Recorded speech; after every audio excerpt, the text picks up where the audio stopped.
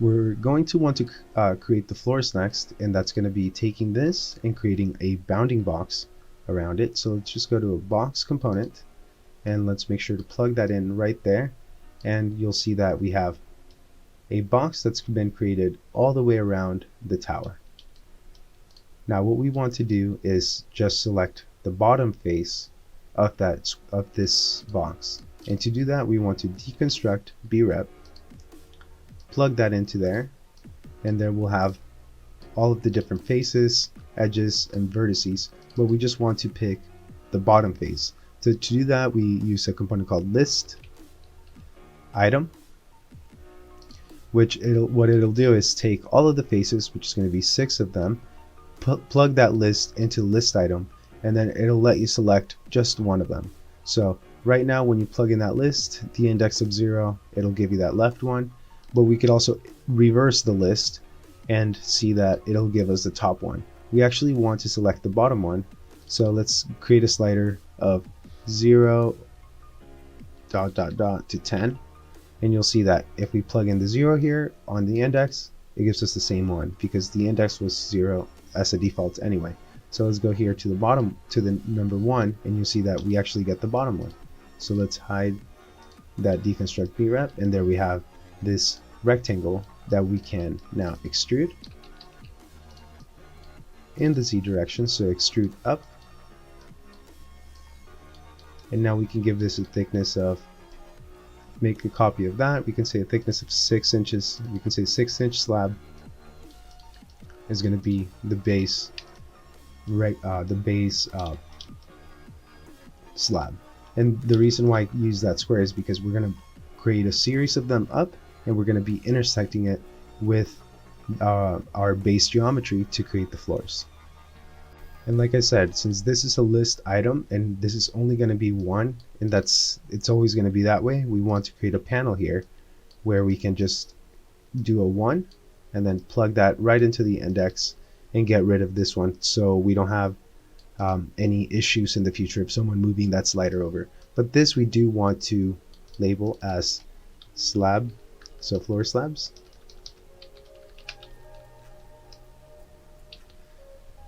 And now we can move on to creating that series of movements up. So let's create a movement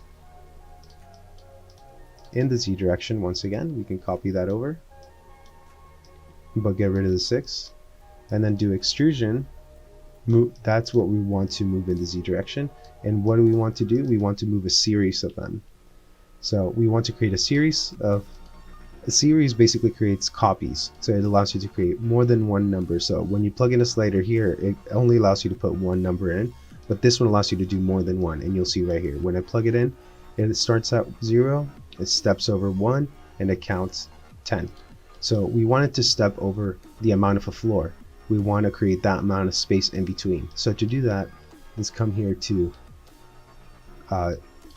one of these sliders. Actually, let's create a new slider. We'll go here, we'll create the floor. It's going to be 10 feet to 20 feet. That's as much step in between I want, and I'm going to multiply it by 12 since we're in inches, and that way I can have a 120 step over. And that's it. It creates 10 slabs, because that's a count of 10 here. We can actually go up or down in number of floors, and we have the ability to increase the spacing in between. So that's a 14 foot floor to floor height, and that's created with the series. Now we can take this bottom one, unpreview it, and that way we have just that series of numbers which created 10 numbers, and it gives you at the bottom there the list of the different numbers that it moves this over. So now let's create the floors. Okay, so the next step is basically taking that form and intersecting it with this. So we're going to use a component called solid intersection. So intersection is going to be whatever intersects is going to be, it's going to give you the result in between. So let's plug in the geometry of the floors, and let's go here to the geometry of the towers. Let's make sure to flatten here and flatten here. Oh, or graph.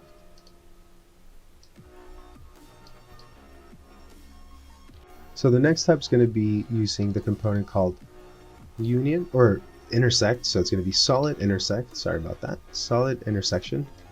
And we'll have to take the floors. When they intersect the form, we want the results in between.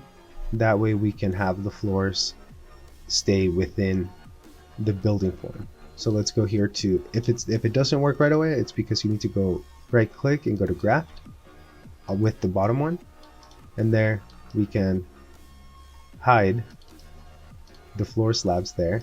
We can hide the form, and there we have the floor slabs created that we can also come here and adjust the height. We can adjust the radius.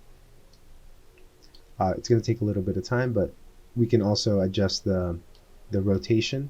So that's basically how you create the form and the floors. Now we actually don't want to preview that one. We do want to preview the, let's see, we do want to preview this geometry. Now the ones that are rotated around. So this one will give you a better result because this is what we're actually going to be using for creating the exterior skin of the building.